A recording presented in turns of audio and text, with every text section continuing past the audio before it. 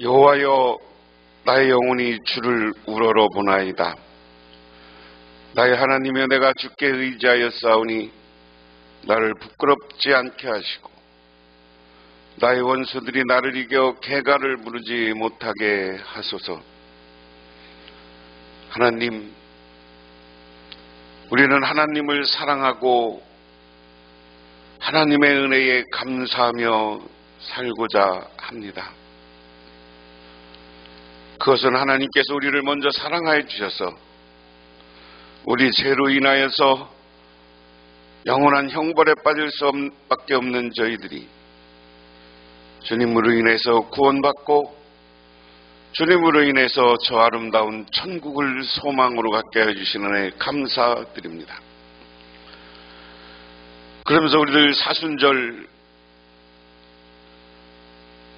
기간 동안 이렇게 수요 예배를 주님께 나와 기도하며 간구하며 영광을 돌립니다. 하나님, 이 예배를 받아주시고 우리들에게 하늘의 은총을 내려 주시옵소서.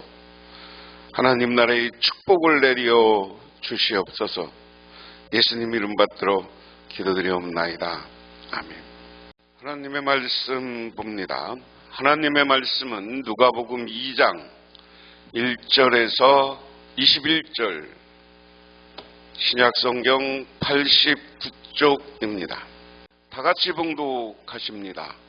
그때 가이사 아우스도가 영을 내려 천하로 다 호적을 하라 하였으니 이 호적은 구레뉴가 수리아 총독이 되었을 때 처음 한 것이라.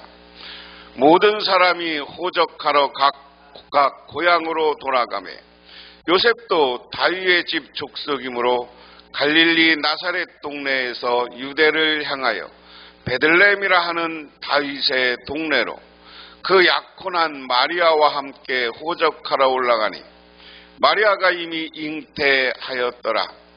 거기에 있을 그때에 해산할 날이 차서 첫 아들을 낳아 강보에 싸서 구유에 누였으니 이는 여관에 있을 곳이 없음이로라. 그 지역의 목자들이 밤에 밖에서 자기 양떼를 지키더니 주의 사자가 곁에 서고 주의 영광이 그들을 두루 비추매 크게 무서워하는지라. 천사가 이르되 무서워하지 말라. 보라, 온 백성에게 미칠 큰 기쁨의 소식, 좋은 소식을 너희에게 전하노라. 오늘 다윗의 동네에 너희를 위하여 구주가 나셨으니 곧 그리스도 주시니라. 너희가 가서 강보에 쌓여 위에 누워있는 아기를 보리니 이것이 너희에게 표적이니라 하더라. 호련히 수많은 천군이 그 천사와 함께 하나님을 찬송하여 이르되 지극히 높은 곳에서는 하나님께 영광이요 땅에서는 하나님이 기뻐하시는 사람 중에 평화로다 하니라. 천사들이 떠나 하늘로 올라가니 목자가 서로 말하되 이제 베들레헴으로 가서 주께서 우리에게 알리신 바 이 이루어진 일을 보자 하고 빨리 가서 마리아와 요셉과 구유에 누인 아기를 찾아서 보고 천사가 자기들에게 이 아기에 대하여 말한 것을 전하니 듣는 자가 다 목자들이 그들에게 말한 것을 놀랍게 여기되 마리아는 이 모든 말을 마음에 새기어 생각하니라. 목자들은 자기들에게 이르던 바와 같이 듣고 본 그 모든 것으로 인하여 하나님께 영광을 돌리고 찬송하며 돌아가니라. 할례할 8일이 되매 그 이름을 예수라 하니 곧 잉태전에 천사가 일컬은 바로라. 아멘. 예수님이 태어난 이야기가, 태어날 때 예수님을 만나는 이야기가 두 가지예요. 이 그림으로 잘 묘사가 되어 있는데, 자, 이건 누가복음에 의한 예수님이 태어나는 장면입니다.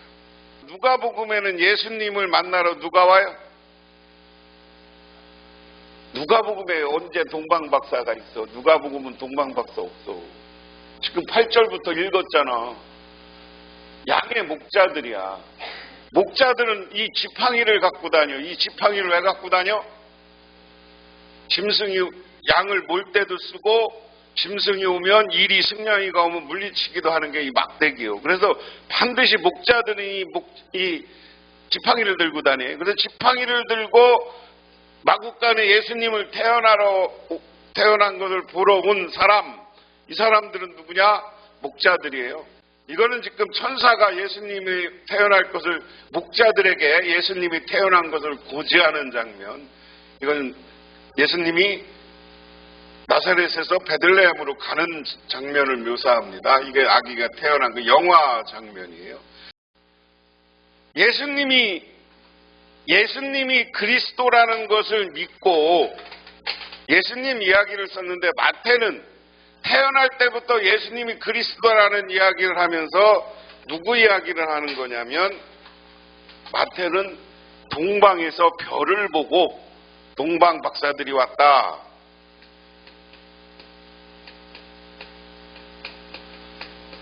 그래서 이미 하나님이 동방 박사들에게 별로 표시했다. 누가복음은 뭐예요? 오늘 누가복음은 예수님의 탄생했으니까 가서 예수님을 만나라. 누구한테에게? 목자입니다. 그래서 말 구유에 태어난 것도 누가복음이고, 그리고 마태복음은 그냥 경배한 걸로 돼 있지, 저기로 안 돼 있어요. 그래서 이게 짬뽕돼서 우리한테 지금 예수님은 말 구유에서 동방 박사들에게 예물을 받고 오늘 이야기한 것처럼 목자들이 나타났다. 그 두 가지가 우리는 머릿속에 같이 돼 있어, 같이. 그 기억을 하시면 되고요. 그러면 왜 누가복음은 목자들에게 기쁜 소식이라고 예수님이 태어난 게 했을까? 왜 마태는 동방박사들이 알고 왕에게 가서 왕이 어디서 태어났느냐라고 했을까?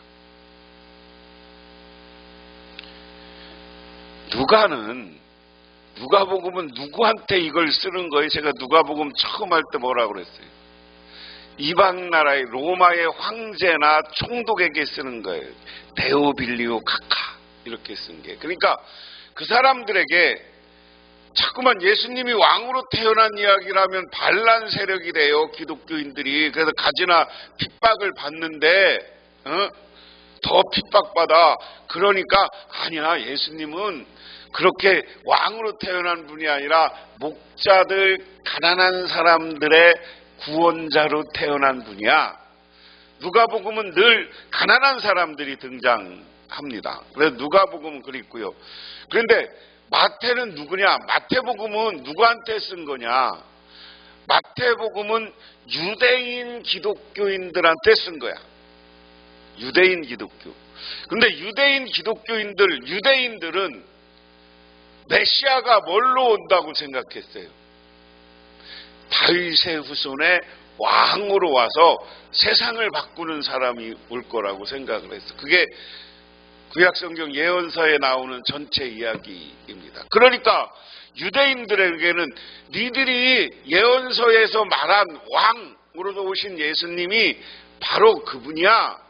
예수님이 그런 왕으로 오신 메시아야. 그런 거죠. 그래서 우리가 예수님의 기능을 이야기할 때 예수님은 뭐로 왔다고 그래요? 첫 번째, 왕으로서 오신 예수님, 제사장으로서 오신 예수님, 예언자로서 오신 예수님. 예수님은 이 세 가지 기능을 다 감당했다고 이야기해요. 그러면 누가복음은 예언자 기능으로서의 예수님을 이야기하는 거고, 마태복음은 왕으로서 오신 예수님을 유대인들에게 증명하는 거야. 그러다 보니까 예수님 태어난 이야기부터가 다른 거야. 예수님을 만나는 사람들이 달라. 별로 그래. 오늘 누가는 예수님의 탄생과 천사들, 목자들의 기뻐함을 기록한다 그랬습니다. 핵심 구조는 지극히 높은 곳에서는 하나님께 영광이요 땅에서는 하나님의 기뻐하시는 사람들 중에 평화로다 하니라. 누가복음 2장 14절 말씀이 핵심 단어다. 이탈리아의 한 화가가 도자기의 최후의 만찬을 그렸습니다. 그는 예수님께서 제자들과 함께 했던 최후의 만찬을 그려서 그것을 통해 사람들에게 전도하고자 했습니다. 그 중에서도 온갖 정성을 들여 예수님의 얼굴을 그렸습니다. 정말 영감 있는 주님의 모습, 빛나는 주님의 모습을 사람들에게 보여주고 싶었습니다. 어느 날 한 친구가 그 집을 방문했습니다. 그런데 그림이 그려진 도자기를 본 친구는 그녀가 그린 예수님의 모습은 본 척도 않고 도자기의 아름다움만을 칭찬했습니다. 그 화가는 친구의 말을 듣고 마음에 큰 충격을 받았습니다. 자기는 예수 그리스도를 소개하려고 그림을 그렸는데 그 그림 속에 있는 그리스도의 얼굴이 가리워지고 도자기만 아름답게 보였기 때문입니다. 그녀는 친구가 떠난 뒤 그림을 붓으로 다 지워버렸습니다. 예수 그리스도의 아름다움을 드러낸 것이 아니라 엉뚱한 도자기만 아름답게 보여 주객이 전도되었기 때문입니다. 우리에게도 이와 같은 용기가 필요합니다. 우리의 마음속에서 예수 외에 아름다워지려고 하는 것, 예수 외에 찬란하게 빛나 보이는 것, 예수 외에 앞장서 나타나 보이는 모든 것을 지울 수 있는 용기가 필요합니다. 예수님이 우리의 삶에 처음 되시고 먼저이시기 때문입니다. 우리가 따르고 전해야 할 분은 오직 예수 그리스도이시다. 오늘 예수님이 태어나는 이야기도 오직 예수 그리스도가 어떤 분이냐, 그것을 나타내기 위해서 누가가 기록을 하고 있는 거예요. 그런데 이 기록은 누가의 생각이기도 하지만 하나님의 성령이 누가에게 감동을 주어서 이 오늘 성경을 기록하고 있다 하는 겁니다. 그럼 오늘 1절에 보면 1절부터 오늘 7절까지는 예수님의 탄생에 대한 이야기인데, 그때 아우구스투스 황제가 칙령을 내려 온 세계가 호적 등록하게 되었는데, 이 첫 번째 호적 등록은 구레뇨가 시리아의 총독으로 있을 때 시행한 것이라. 호적이라는 말은 다른 말로 바꾸면 인구조사입니다. 이것을 호적이라는 말은 뭐예요? 인구조사를 하는데 인구를 아예 각 지역별로 이름을 써서 보관하는 거야. 가가호의 사람과 인구를 만들어서 있어요. 각 나라가 호적을 만드는 첫 번째 이유는 뭐예요? 세금 거두려고 만들어요. 조사를 했을까? 여기도 사람 한 명당 세 가지고 세금을 걷어서 로마에 바쳐야 돼. 그래서 하는 거야 다. 두 번째는 뭐예요? 군대 문제입니다. 나라가 생기면 이제 남자들, 청년들을 군대로 끌고 가기 위해서 만드는 거예요. 그러니까 인구조사는 세금과 군대 문제하고 반드시 연결이 돼 있다. 우리는 이거는 기본적으로 알아야 돼요. 그러니까 여기에 이 세금 조사하는 것을 아우구스투스 황제, 여러분 성경에는 아구스도 이렇게 돼 있는데 세 번역이 많습니다. 이건 고유명사, 사람의 이름은 그 이름을 그대로 써줘야 되는 거예요. 아우구스투스 황제. 아우구스투스 황제가 어느 나라 황제예요? 로마 황제요. 아우구스투스 이렇게 쓴 거 저 이름은 로마식 이름이잖아요.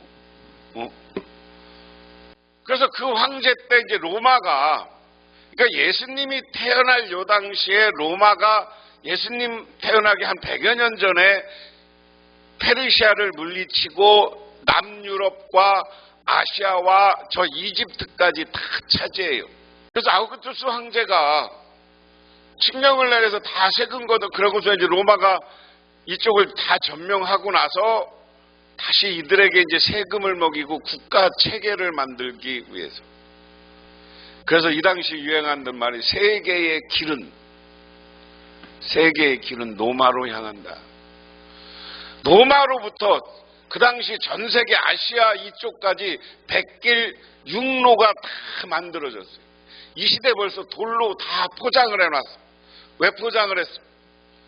얘들은 말을 갖고 다니면서 벌써 지금부터 2300년 전, 2200년 전 말을 타고 다니면서 이 마차가 흔들리지 않게, 그래서 포장을 다 이렇게 돌로 깔아서 그렇게 길들을 만들었는데 그 모든 길을 로마로 향하게 만들었다. 그래서 모든 게 로마로 향한 거예요. 자, 그럼 왜 로마가 그런 길을 잘 만들었을까? 다 여기랑 연관되어 있는 거예요. 두 개. 세금 잘 걷어가려고. 세금 잘 걷어가 길이 좋아. 이때 세금은 뭐예요? 곡식이나 금, 은이야. 응? 그리고 그저 특산물. 그런 거 그거 빨리 실어 가려면 길이 잘 뚫려야지. 일본 사람들이 우리나라에서 철도를 왜 놨습니까? 세금 뜯어가려고, 좀 정신 터져 공출해 가려고. 그래서 이 호적을 하고 구레네스 황제가 전 세계에서 세금을 가지고 오고 각 나라에서 군대를 조직하기 위해서 인구조사를 했다 하는 걸 우리가 먼저 알기 위해서 제가 길게 설명을 했습니다. 그 다음에 모든 사람이 호적하러 각각 고향으로 돌아가매 요셉도 다윗 집 족속이므로 갈릴리 나사렛 동네에서 유대를 향하여 베들레헴이라 하는 다윗의 동네로 그랬습니다. 자, 여기 다윗 집 족속이므로 유대를 향하여, 이게 무슨 얘기예요? 요셉은 다윗 가문 자손이고 갈릴리 나사렛 동네 유대에 있는 베들레헴이라는,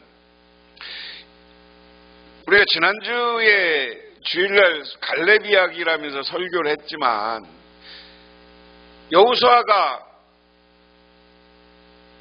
가나안 땅을 점령하고 12지파한테 땅을 나눠줬어. 이 시대도 그것에 따라 땅의 경계들을 가지고 있었는데 북왕국은 멸망했고 남왕국은 나름대로 유다 지파 사람들이 가문별로 자기 지역 살고 있던 믿음의 유산의 땅들이 있었던 거예요. 근데 오늘 자기 고향에서 살기 어려우니까 이 예수님의 아버지도 유다 지파였지만 지금 나사렛이라는 곳으로 와서 사는 거야. 거기에서 이제 예수님의 아버지가 목수였다고 하니까, 목수는 오늘날로 얘기하면 낭일꾼이에요. 그렇죠? 그런 일, 건설 현장 이런 데에서 돈 벌려고 온 거야. 요셉은 일로. 여기에 살면서 그 일을 한 거고, 그리고 인구조사라 하니까 어떻게 하냐. 니네 고향에 가서 호적해라. 자기 고향으로 가라 그래서 갈릴리에 있는 나사렛 동네에서, 잘 봐요. 여기 갈릴리 나사렛은 어디야? 갈릴리 주변에 있는 이스라엘 북쪽이에요. 유다는 어디야? 저 사해가 있는데, 베들레헴은 예루살렘에서 한 8km 정도 되니까 이 밑으로 내려와서, 내가 늘 말씀드렸어요. 갈릴리 주변은 지금도 농사짓고 잘 살지만 이 남쪽 예루살렘 밑으로 가면 유다 광야야. 유다 광야. 그러니까 베들레헴은 거기 광야 그쪽으로 왔다. 다윗 동네로 왔다. 원래 고향으로 왔다. 그 약혼자 마리아와 함께 호적하러 올라가니 마리아가 이미 잉태하였더라. 자, 여기 이게 가는 모양이 이제 예수님이 마리아와 이렇게 같이 낙이 타고 고향으로 호적하러 가는 모양. 저 낙이 타고 갈 때 이미 배가 아기를 가졌었다. 그런 거예요. 그래서 거기 있을 때 그가 해산할 날이 차서 첫 아들을 따 강보에 쌓여서 구유에 놓을 수 있는 여관이 있을 곳이 없음이로라. 예수님의 육신적인 형제가 있어요, 없어요? 있어요. 나중에 야고보라는 예수님 동생이 있고요. 예수님 여동생도 있었어요. 육신적으로. 그러니까 그래서 여기 첫아들이라는 표현을 쓴 거예요. 마리아가 첫아들을 낳아서 포대기에 싸서 구유에 눕혔다. 나중에 예수님이 돌아가시고 예루살렘 교회 지도자가 야고보 이름을 가진 사람이 둘 있어요. 누구냐면 요한의 형제 야고보가 있어요.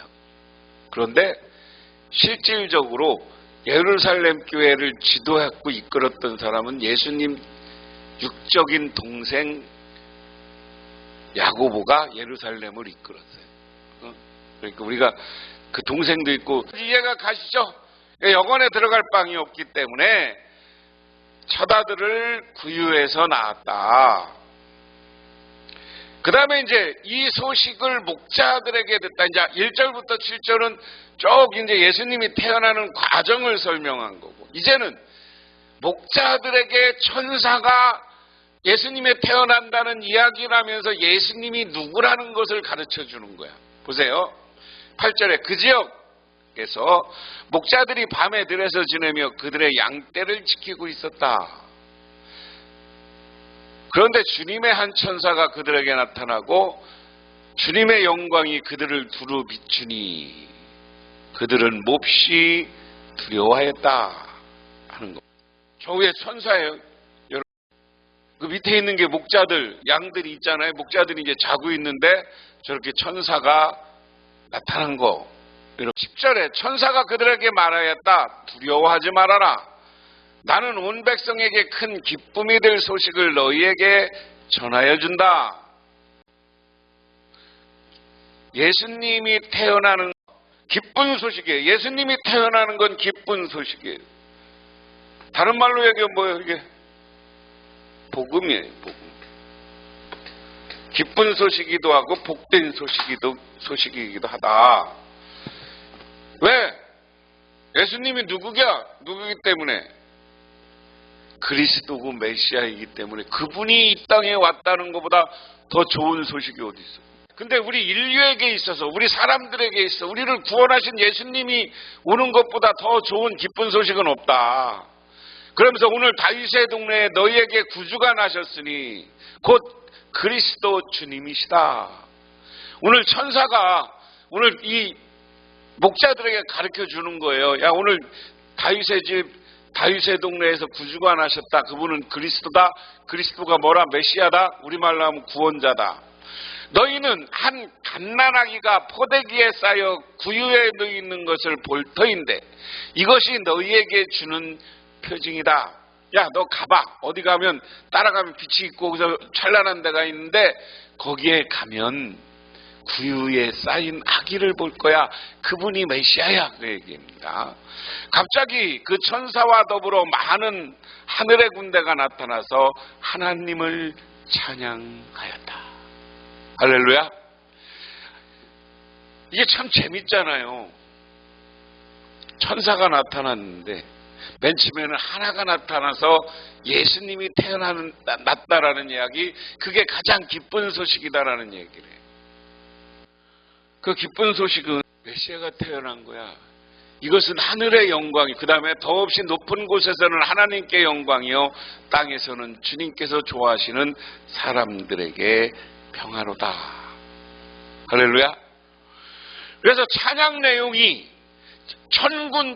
하늘의 군대가 와서 찬양을 했다는 거예요. 우리에게는 보이지 않았지만 이 목자들은 하늘의 천사들을, 그 찬양하는 하늘의 성가대를 보고 있는 거예요. 근데 그들이 부른 게 하늘에는 영광이요 땅에는 주님의 좋아하시는 평화로다. 천사들이 목자에게 떠나 하늘로 올라가는데 목자들이 서로 말하였다. 베들레헴에 가서 주님께서 우리에게 알려주신 바 일어난 그 일을 봅시다. 자, 이제 천사들은 올라갔어. 하나님께 찬양하고 하나님께 영광 돌리고 했어. 그러니까 목자들이 그 말을 믿고 중요한 게 베들레헴에 가서 확인하러 간 거야. 그리고 그들은 급히 달려가서 마리아와 요셉을 구유에 누워있는 아기를 찾아냈다. 그들은 이것을 보고 나서 이 아기에 관하여 자기들이 들은 말을 사람들에게 알려주었다. 이것을 들은 사람들은 모두 목자들이 그들에게 전해준 말을 이상히 여겼다. 야, 우리가 천군 천사가 나타나서 찬양하면서 저분은 그리스도라고 그랬어. 저 아기가 그랬는데 다른 사람들은 못 알아듣는 거예요. 쟤들이 뭔 얘기하는 거예요. 미쳤나 뭐. 영적 세계 귀한 얘기를 할 때는 세상 사람들이 못 알아들어요.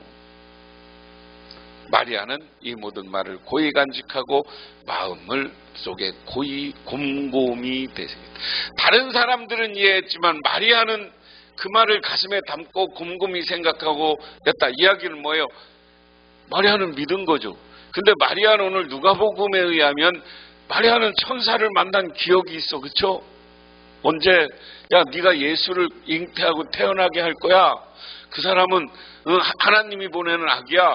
근데 나는 남자를 모릅니다. 남자를 몰라도 성령으로 잉태했어. 이게 동정녀. 그걸 체험한 게 마리아잖아요. 그리고 예수님에 대해서 누군지 알고 있는데 목자들이 와서 예수를 찬양하는 거예요. 그리고 20절에 목자들은 자기들이 듣고 본 모든 일이 자기들에게 일러주신 그대의 힘을 알고 돌아가면서 하나님께 영광을 돌리며 그를 찬미하였다. 할렐루야. 할렐루야. 오늘 제일 중요한 게 자기들이 메시아가 온 걸 아니까 목자들도 찬양했다는 거예요. 이것은 오늘날 예수 그리스도를 믿는 우리 교인들이 어떻게 살아야 되느냐는 것을 간접적으로 보여주는 거예요. 우리는 늘 하나님을 찬양하고 하나님께 영광 돌리고 그러려고 살아야 되는 거예요.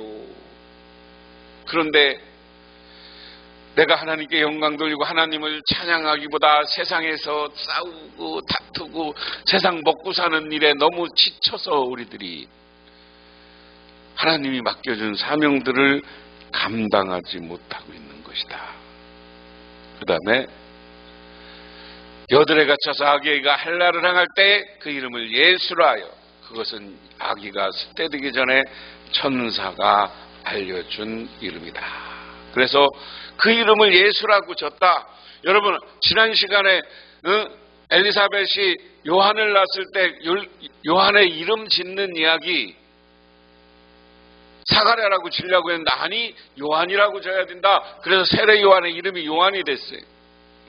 그리고 오늘 예수님도 그 이름을 마리아에게 하나님이 가르쳐줬어. 뭘로? 그런 예수라고 해야 된다. 그래서 하나님은 우리와 약속을 반드시 지켜주시는 분이고 우리를 반드시 축복해 주시는 분인 줄 믿으시기 바랍니다. 윌리엄 나피엘은 유명한 역사가였습니다. 어느 날 산책을 하는 도중에 깨어진 도자기병 조각을 들고 울고 있는 소녀를 만났습니다. 이 소녀는 앓고 있는 아버지께 드릴 우유를 사가지고 돌아오는 도중 실수하여 병을 떨어뜨려 깨뜨렸다는 것입니다. 병은 남의 병으로 빌려온 것이었습니다. 나피엘은 가엾게 생각해서 도와주려고 호주머니에서 손을 넣어 보니 불행히도 지갑을 안 가지고 온 것이었습니다. 그래서 소녀에게 내일 이맘때 여기 오너라. 그러면 내가 병값을 치러주기로 약속하고 돌아왔습니다. 때마침 친구에게 편지가 왔는데 이 나파일에게 연구비를 보조해 줄 수 있는 귀족이 이곳에 와 있으니 속히 오라는 것이었습니다. 가난한 나파일에게는 보조비가 가장 필요한 것이었지만 그 귀족을 만나러 가면 소저와 만날 시간이 없으리라는 것을 생각했기 때문에 중요한 용건으로 만나지 않으면 안 될 사람이 있기 때문에 오늘은 갈 수 없으니 후일 기회를 기다리라고 해답을 했습니다. 소식을 받은 귀족은 나파일을 건방진 놈이라고 욕하으나 나파일은 그때 소녀와 약속을 지키기 위한 것이라는 걸 나중에 듣고 그 인격을 보고 존경하여 귀족은 자진해서 이 나파일을 후원해줬다. 약속에 대한 이야기예요. 이스라엘 백성들은 나라가 망하고 500년, 600년 동안 메시아가 올 것이라는 약속을 하나님이 예언자들을 통해서 했어. 그리고 오늘 하나님은 예수님을 이 땅에 보내심으로 이스라엘 백성들과의 약속을 지키는 분이 우리 하나님이시다.